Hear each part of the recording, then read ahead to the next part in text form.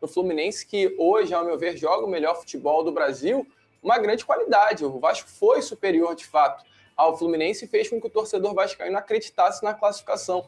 Eu acho que esse foi até o pior, tá, Fernanda? Porque o vascaíno acreditou.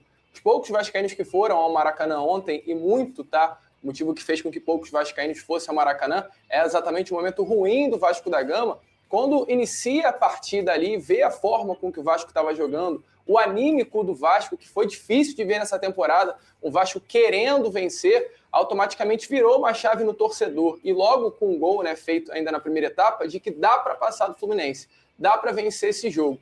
Infelizmente, né, diante das circunstâncias ali da segunda etapa, o pênalti perdido pelo Brenner, as substituições que foram feitas que fizeram com que o Fluminense automaticamente viesse a melhorar na partida, e as substituições feitas pelo Vasco que também fizeram com que o Vasco caísse de rendimento, tudo mudou do nada, um pênalti, e com o gol do Ganso, o Fluminense acabou empatando e levando a classificação. Um sentimento de frustração, né, Fernando? Essa é a sensação. Mais uma vez o Vasco da Gama batendo na trave, mais uma vez o Vasco ficando de fora da final do Campeonato Carioca, é mais um ano que o torcedor vascaíno se prepara, infelizmente, não para o melhor. E agora tem essa situação ainda do treinador. Uma semana se completou e o Vasco ainda não definiu quem será o seu comandante para a temporada. Então, são grandes interrogações, Fernandinha. Essa é a realidade hoje do torcedor vascaíno.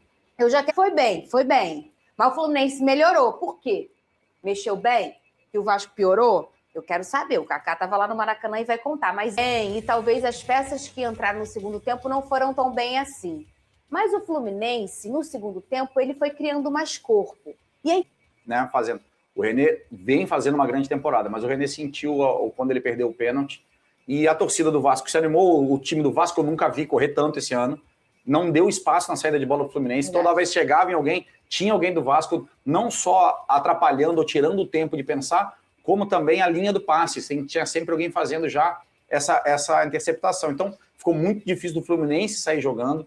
E eu estava gostando do Fluminense, apesar do Hércules ter jogado bem, do Fluminense jogando bem com o Bernal, porque aproveitava o Martinelli um pouco mais para frente. E na hora que teve que jogar com o Hércules, o Martinelli ficou um pouco mais recuado e se dificultou um pouco do segundo cara receber o passe e dar continuidade na jogada. Mas o lado esquerdo do Fluminense é que estava mal. Ali com o Freitas, com o René e até mesmo com o Serna, que também não estava num bom dia, e teve uma hora que inverteu com o Canóbio para lá, e ficou os três caras do lado esquerdo, que já não estavam bem, os três amarelados. Então ficou uma necessidade, eu achei até que demorou um pouco a trocar. Você não acha que o baixo rendimento do Fluminense passa muito pelo dia ruim do Acosta? Porque o Acosta jogou mal. Para mim, ele fez o pior jogo dele com a camisa do Fluminense, pelo menos nessa temporada. E eu acho que o baixo rendimento do Fluminense passa muito por conta disso. Eu também acho. Porque ele é um cara que comanda o meio de campo. E como ele estava muito abaixo, eu acho assim, até questão física, por conta do jogo contra o Palmeiras também, acredito eu que ele tenha jogado na base do sacrifício, ele estava muito abaixo. E aí, com isso, o Fluminense também caiu de rendimento. Mas eu acho que o Kaká mata a charada quando ele fala que o Vasco usou... Disso que eu acabei de mencionar. No lado do Vasco, a questão física, eu concordo com o Kaká, para mim tem um jogador que exemplifica muito bem isso. Foi o Thiago Mendes. A partida do Thiago Mendes é porque a gente pouco vai falar, porque o Vasco foi eliminado. E, obviamente, ganha destaque quem? O Fábio, que fez uma defesa de pênalti, o próprio Ganso, que fez o gol do empate e da classificação do Fluminense. Mas a atuação do Thiago Mendes ontem é para se elogiar bastante. Se tem um lado positivo nessa eliminação do Vasco da Gama, é a atuação do Thiago Mendes, não só nesse jogo, tá? Ele vem jogando muito bem nessa temporada. De uma forma geral, o time do Vasco é um time muito físico, tem um elenco de jogadores muito físicos. O setor ofensivo do Vasco ontem ele era composto por David, Brenner e Gomes. 3 jogadores fisicamente muito privilegiados, principalmente o próprio David, tá?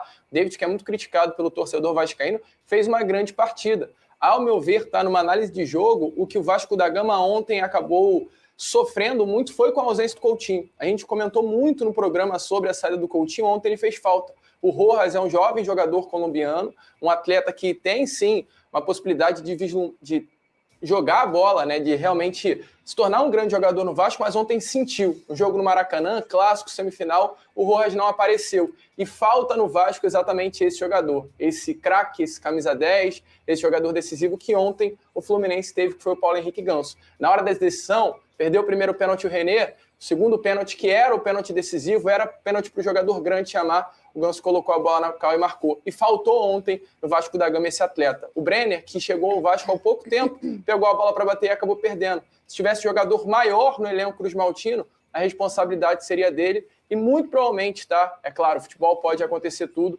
mas a gente estaria aqui falando de uma classe. E o Vasco, nas trocas também perdeu esse apelo um pouco físico. Então o jogo diminuiu a velocidade, o que aumentou o espaço para o Fluminense jogar, e aí o Fluminense jogou o jogo que ele gosta de jogar, tocando um pouco mais a bola, aproveitando arrancadas do Canóbio, o Savarino entra ok, não vou falar que foi um grande jogo, mas sim, o Acosta fez um jogo abaixo e talvez não conseguiu dar essa dinâmica que o Fluminense gosta de jogar. Então as trocas foram muito boas, o pessoal estava feliz, eu mandei uma mensagenzinha pro Ganso depois do jogo, ele respondeu, ele estava animado, estava feliz. Então, assim, isso é que importa, deixa nossos jogadores tranquilos e felizes lá para... O próprio Serna jogou muito abaixo ontem também, não gostei da partida. Eu falei, o lado esquerdo, Serna, René e Freitas ali complicaram um pouco a saída do Freitas, então, estava doido. Não tem nenhuma chance de marcar o gol da virada, no caso, o segundo gol. Quando o Fluminense marca o gol do empate, o jogo, ele ao invés de se transformar nas mãos do Vasco da Gama, né, porque o Vasco tinha que buscar o segundo gol, o gol da classificação, o Ganso ele chama essa responsabilidade para si, o jogo começa a passar por ele. O Fluminense retém a posse, o Vasco não consegue achar mais a bola até o último minuto da partida, e ali a sensação era que o jogo tinha acabado. Para quem estava no Maracanã, não sei se a sensação foi essa, após o gol do empate, o Fluminense reteve a posse e o Vasco parou o jogo. Ele decidiu o jogo, ele pega um pênalti, embora o Ganso tenha feito ali o gol de empate que deu a classificação, mas ele não pega só o pênalti, a liderança dele dentro de campo o jogo inteiro, ele orientando os atletas e fazendo defesas difíceis. No primeiro tempo ele fez uma defesa muito importante, que foi na finalização do David. Se o David tivesse finalizado um pouco melhor, talvez a história poderia ter sido diferente, mas o Fábio fez uma defesaça, então ele não foi importante apenas pegando pênalti contra o Vasco, foi algum outro jogo, mas o Fluminense é uma equipe que vem sofrendo com essa questão da penalidade, né? Então tem que definir um cobrador. Se o Vasco hoje, infelizmente, com as saídas de Coutinho, Verratti e Ryan, também não tem uma definição, o Fluminense também sofre com esse problema do outro lado. Olhando para a partida de ontem, Fernanda, só 2 pontos muito importantes, tá? O Cauã Barros. O Barros, infelizmente, estava nos 2 lances dos pênaltis do Fluminense. Na cena do crime. Infelizmente, mas ele fez uma boa partida, tá? Com a bola rolando. O Cauã Barros foi um jogador que, ao lado do Thiago Mendes, fez uma boa partida. Hoje, pela parte da manhã, o Cauã, até através de suas redes sociais, ele reclamou porque vem sofrendo algumas ameaças, tanto ele quanto seus familiares. Eu acho que não tem por que isso, não, né, gente? A gente então, assim... Gente, isso não existe. Parou, vamos parar com isso. Não pira. Tá? Quem joga bola é o Barros. Vai cobrar o Barros. Cobra na arquibancada, cobra ali, vai a ele quando quer agora mexer com família. Não existe. Você gostar que mexesse com a sua família, que você não foi bem lá na hora do teu trabalho, você não ia gostar. Isso não existe, tá? Vamos parar com essa coisa. E tá aí, você viu nesse momento as palavras da galera do SBT analisando um pouquinho sobre o Vasco da Gama, que ontem foi eliminado pela equipe do Fluminense no Maracanã. O jogo foi empatado 1-1, porém na primeira partida 1-0 Fluminense e a classificação ficou com a equipe tricolor. O Vasco agora volta a estaca zero buscando um novo treinador. Tudo isso por conta de uma situação envolvendo Renato Portaluppi, que surgiu de última hora, um novo empecilho, e o Vasco, a princípio, não deve fechar mais com Renato Gaúcho para ser o novo técnico. A notícia foi atualizada pela galera da ESPN, eu vou estar passando para vocês nesse momento com todos os detalhes. Vamos lá. Agora, Renato Gaúcho discorda de valores e recusa a proposta do Vasco. O treinador informou na manhã de hoje ao presidente Pedrinho que recusou a oferta. O Cruz Maltino ofereceu um total de 1,2 milhão por mês, com Renato sendo responsável por pagar a sua comissão técnica. Ele recebia 1,5 na equipe do Fluminense e uma diferença ali de R$300 mil. Um valor bem considerável, e no Fluminense parece que ele recebia um valor mais alto e ainda por cima tinha o valor da comissão que era por fora, então ele não tinha que tirar do seu salário para pagar a comissão técnica, o que é diferente do Vasco. O Vasco queria pagar um valor abaixo do que ele recebia no Fluminense e que ele arcasse com a comissão técnica, então seria ali 1,2 com o valor completo, incluindo Renato e comissão técnica, e o técnico não aceitou.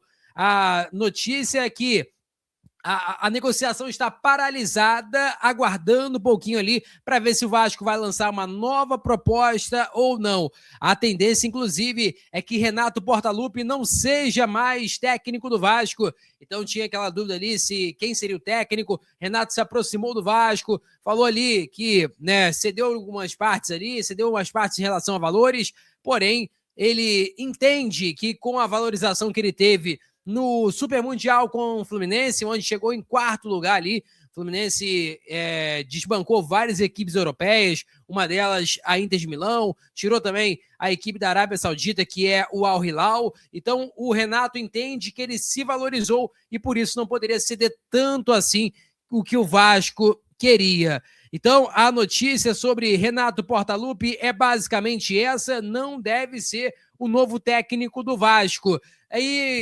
Aí você me pergunta, quem seria o novo técnico? Tem um nome na mesa que a galera da ESPN passou, que é Roger Machado. Inclusive, vi aqui o retrospecto dele, foi bem no Atlético, fez ali várias passagens, né, em times brasileiros, Atlético, Inter, Bahia, e a maioria acima de 46% de aproveitamento. Se não me engano, o mais baixo ali foi 42%, 43%, mas a maioria ali 50%, 60% de aproveitamento. Bom técnico, mas não sabemos se tem prazo de validade ou não. Então, assim, é muito complicado. O Vasco tem que gastar um pouquinho mais, porque se você quer algo bom, um cara ali que vai chegar e vai resolver o problema, você precisa arcar com o salário do cara.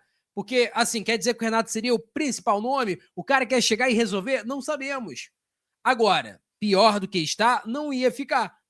E aí tem que ver, Renato Gaúcho não vindo. Quem vai ser o técnico? Um cara europeu? Um cara sul-americano? Um argentino? Vai ser ali um cara brasileiro? Como que vai ser? Como que o Vasco vai lidar no mercado tendo que voltar agora a estaca zero? E é um problema que deixa cada vez mais a torcida vascaína irritada. Eu peço a você que deixe o like. É muito importante para o nosso canal. Acione-se a notificação para não perder nenhum conteúdo. Nossa meta é alcançar o mais rápido possível 70 mil, eu conto muito com a sua ajuda e também com a sua moral. Vou ficando por aqui, valeu, tamo junto e é nóis! Fui!